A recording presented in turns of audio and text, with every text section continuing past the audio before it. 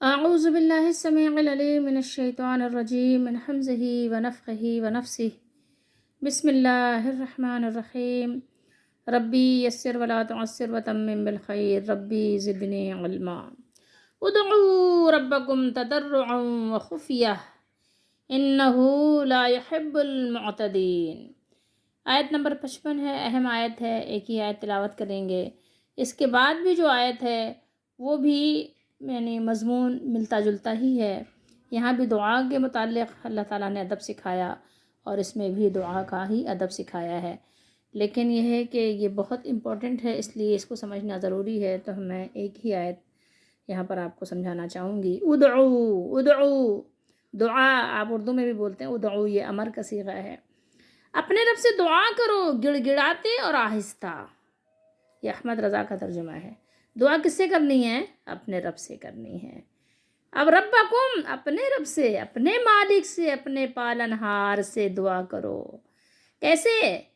اضطرار، تضرع اور چپکے چپکے، رازداری کے ساتھ مالک سے مانگو، ٹھیک ہے؟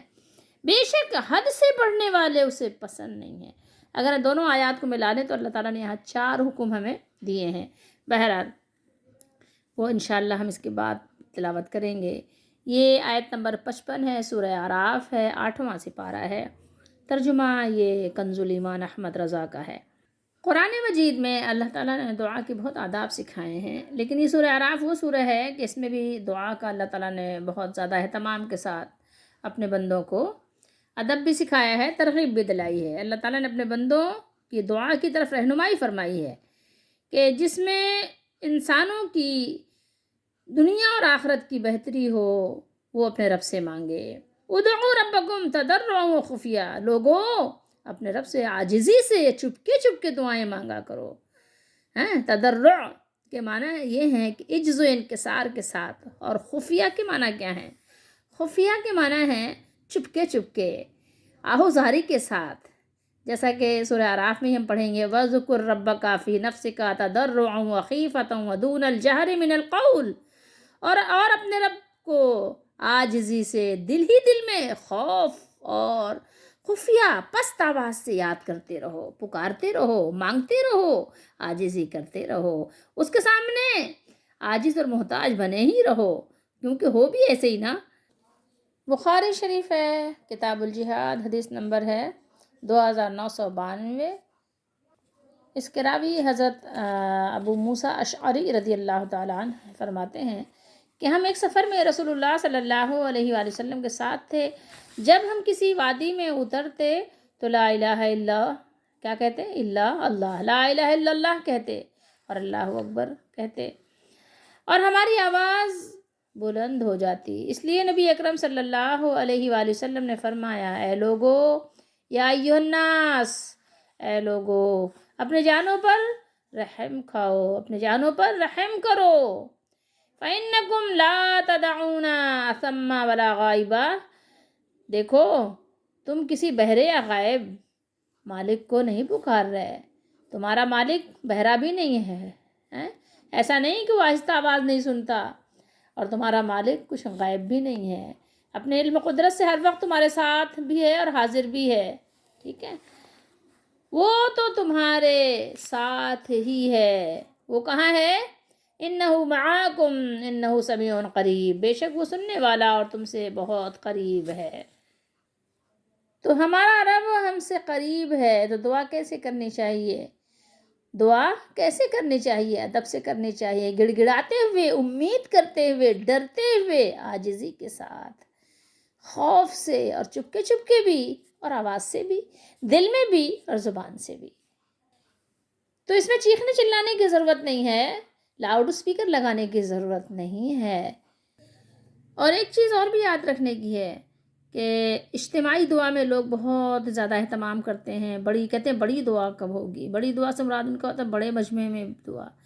دیکھیے ایسا کچھ نہیں ہے، رسول اللہ صلی اللہ تعالیٰ علیہ وآلہ وسلم اجتماعی دعا اس طرح نہیں کرتے تھے جس طرح ہمارے ہاں رائج ہے، بلکہ رسول اللہ صلی اللہ تعالیٰ علیہ وآلہ وسلم اور صحابہ کرام اس طرح دعا کرتے تھے کہ یا تو نماز میں کرتے تھے یا ویسے جب بھی دعا ہوتی تھی تو اپنے طور پر کرتے تھے. ایسا نہیں ہوتا تھا کہ ایک شخص دعا کر رہا ہے باقی سب آمین کہہ رہے ہیں.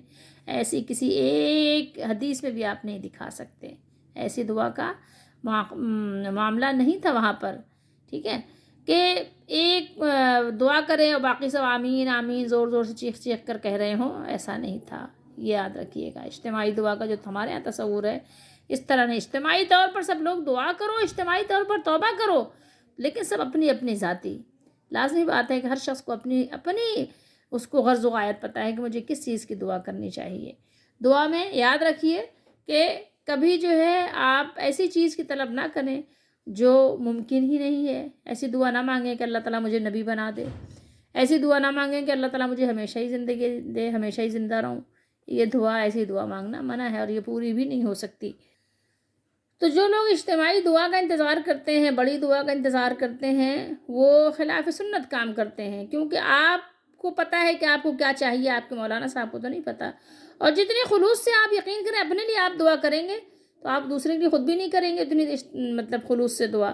ہاں دوسروں سے دعا آپ کروائیے کہ اللہ تعالیٰ اس کے دل میں ڈالے کر اللہ کا نیک بندہ ہے, دعا کروائیے, اس سے دعا لیجیے, اس کی خدمت کیجیے. لیکن یہ ہے کہ دعا کے لیے کہ آپ دعا کریں میں آمین کہوں, ٹھیک ہے, اجتماعی دعا کا انتظار کریں, ایسا نہیں ہے.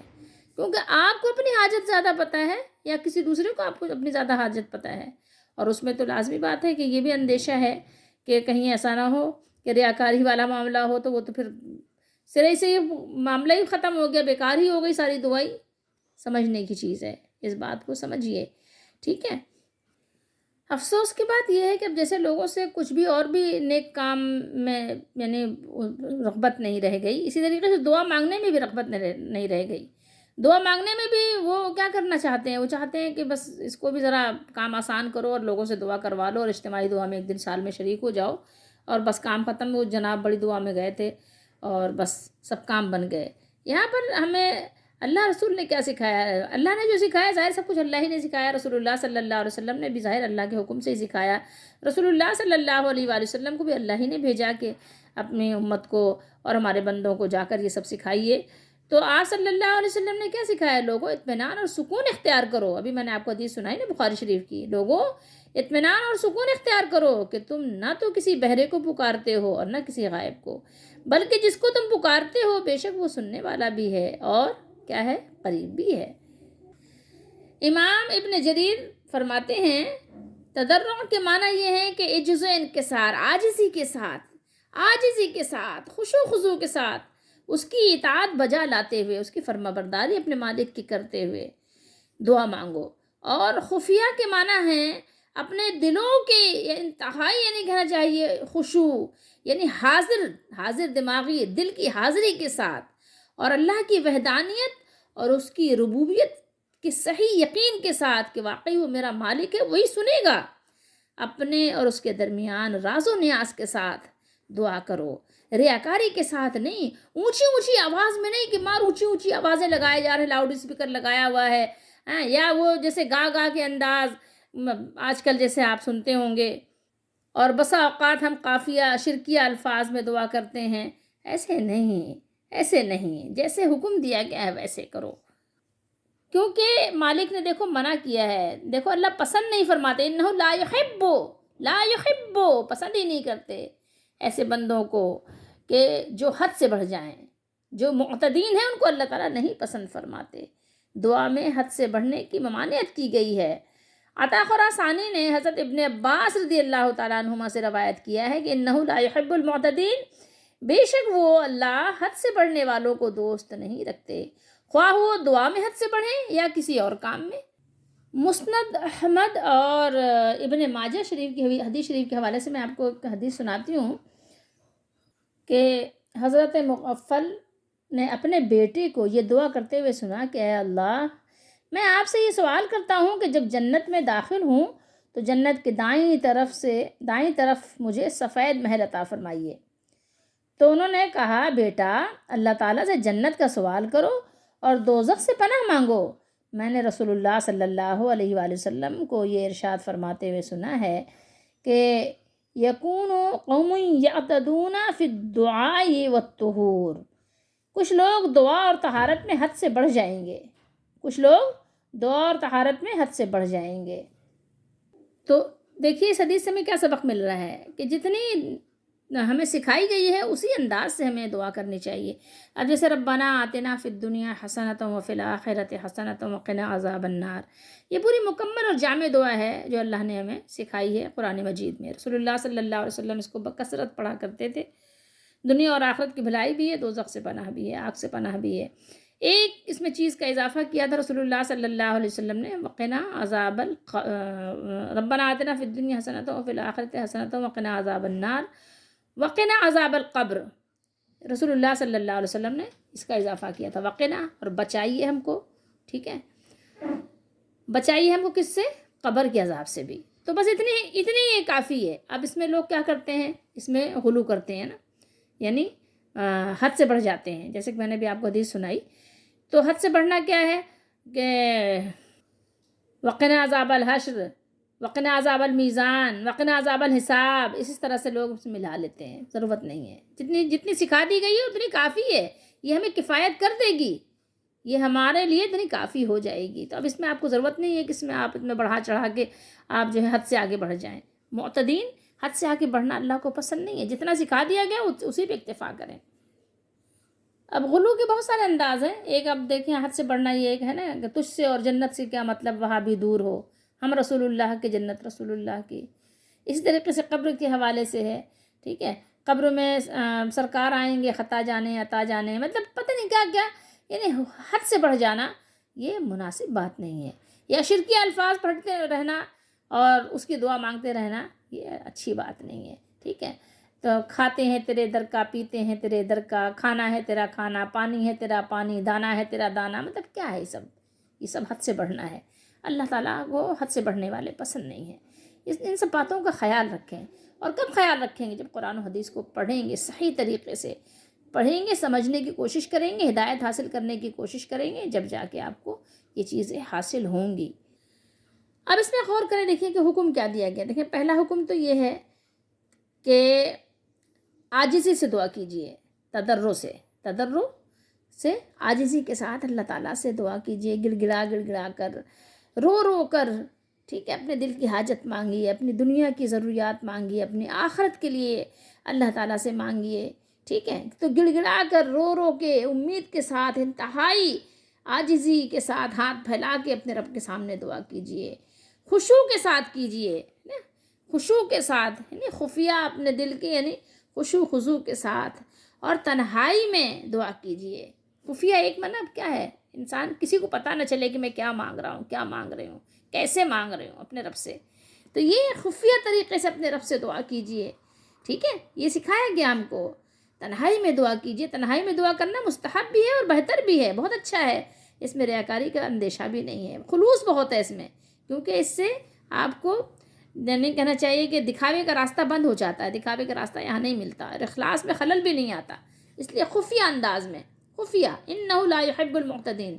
دوسری بات یہاں یہ سکھائی ہے کہ حد سے بڑھنا اللہ تعالیٰ کو کسی صورت پسند نہیں ہے، حد سے نہ بڑھیے۔ یہی اسی آیت میں دیکھیے آپ کیا اللہ تعالیٰ نے کس انداز سے سکھایا ہے کہ حد سے نہ بڑھیے، حد سے بڑھنا اللہ کو پسند نہیں آتا، ٹھیک ہے، کسی صورت میں بھی اللہ تعالیٰ اس کو پسند نہیں کرتے۔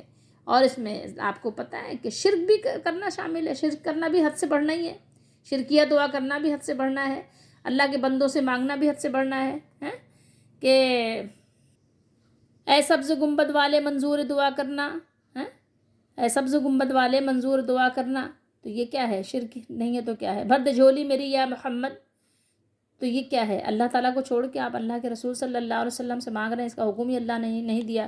اللہ نے تو فرمایا ادعوا ربکم، اپنے رب سے مانگو، اپنے رب سے مانگو، بس کہیں پہ بھی اللہ تعالیٰ نے کسی اور سے مانگنے کا حکم نہیں دیا۔ پورے قرآن میں اگر آپ دکھا دیں کہ اللہ نے کسی اور سے کہا ہو کہ مانگو، کسی اور سے مانگو، یا کسی نبی کی دعا ایسی اللہ تعالیٰ نے اس میں نقل فرمائی ہو کہ ہاں کسی نبی نے کسی اور نبی سے مانگا، یا کسی نبی کی امتی نے نبی سے مانگا، دنیا سے جانے کے بعد دعا زندگی میں کروانا، اس کو آپ ملایا نہیں کریں۔ زندگی میں دعا تو میں اور آپ بھی ایک دوسرے سے کروا سکتے ہیں۔